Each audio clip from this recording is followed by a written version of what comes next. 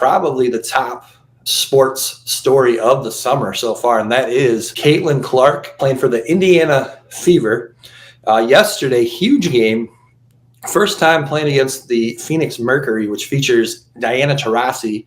A lot of people believe that she is the GOAT of the WNBA. She is someone who has, kind of like a lot of these WNBA players, a lot of the sports media kind of been pretty cold so far towards Caitlyn Clark.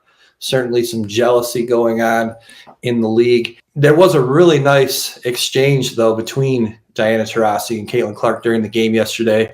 After a scuffle between the two teams, free throws were being shot, and Diana Taurasi said something to Caitlyn Clark, and they both started laughing. So that was really good to see. So hopefully, as time goes on, people will accept her a little bit more and realize all the amazing things that she is doing for the WNBA. And it benefits the league as a whole. I just find it fascinating that just 4 months ago, when Caitlyn Clark broke the scoring record, not only for women's basketball, but men's basketball as well. And, everyone was so high on her. Everyone loved her.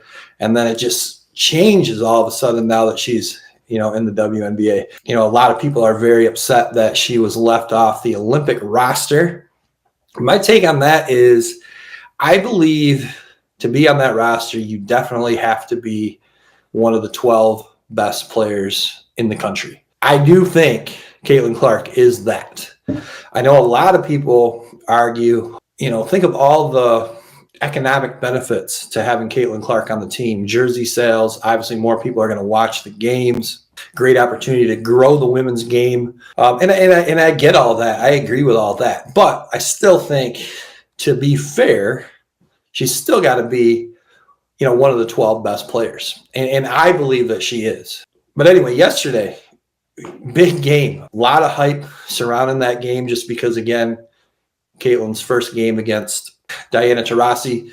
Again, a lot of people think she is the GOAT of the WNBA. The game got off to quite a rough start. I think the Fever got down like 14-2 right away. Caitlyn Clark had a couple of bad turnovers.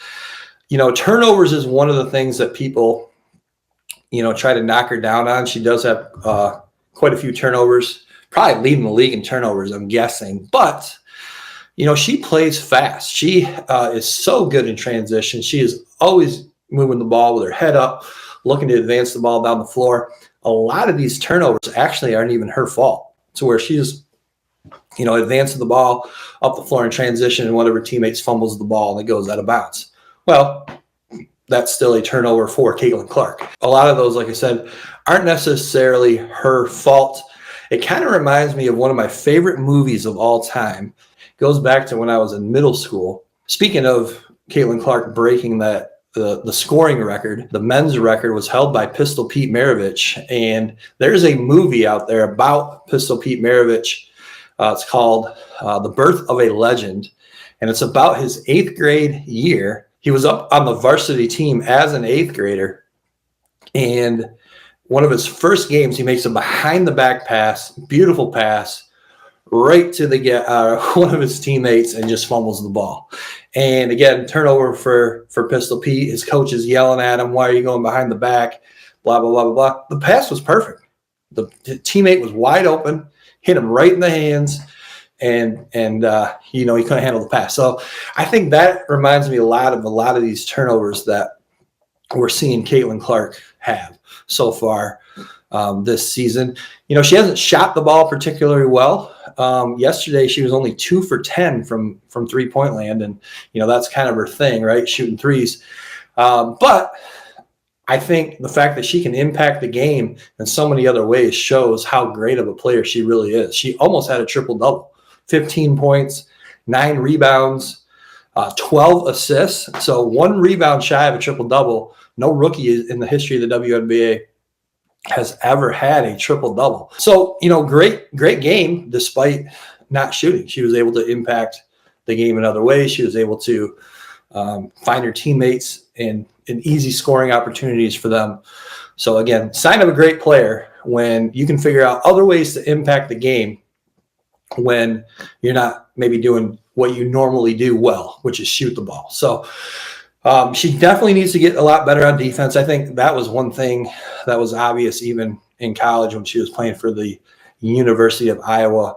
Probably a below average defender, honestly, at best. But she's not the most athletic person. So she's going to have to, figure out ways to play defense using her head a little bit more, being more of a high IQ defensive player, more so than relying on athleticism. And that will come, a couple times. I think it was in the first half, a couple times she went underneath a screen, allowing, for a wide open three. And then quite a sign of how her coach feels about her defense. The last two huge defensive possessions of the game, Caitlyn Clark was actually on the bench for. So, but overall, great game. The Fever did end up coming back and winning that game. Incredible back and forth in the fourth quarter. Just a great basketball game, and a huge win for Caitlyn Clark and the Indiana Fever. They improved the record to 8-12, so they're still 4 games under 500. But one thing that I'm learning about the WNBA, there's only 12 teams in the entire league, and the top 8 make the playoffs. So right now, if the playoffs were to begin today, even with that 8-12 record, the Indiana Fever, they would be in the playoffs. Great opportunity for them to make the playoffs, continue to get better, going forward throughout the season, and then see what they can do in the playoffs. So I love watching her in transition. She pushes the ball so well. She is so smooth when she handles the ball, so smooth with her passing, always looking to advance the ball up the floor. I love that kind of basketball. One last thing on Caitlyn Clark, sorry. As I mentioned, she gets a lot of, maybe hate is a strong word, but probably a lot of hate from the media, in particularly networks like ESPN. Other players around the league have sent out some nasty tweets about her. But one thing, and this was evident yesterday, even playing at Phoenix on the road, an away game, the crowd gave her a standing ovation after the game. So, and even though it was a away game, yes, a lot of people were there to watch Caitlyn Clark. That's kind of how it goes at these away games. Even though her team is the away team, there is a lot of fans there that are actually there to watch her play. So, but anyway, huge ovation for her from the fans. So even if she's not getting the love yet from the media, the other players around the league, she certainly is getting the love from the fans. So that is good to see.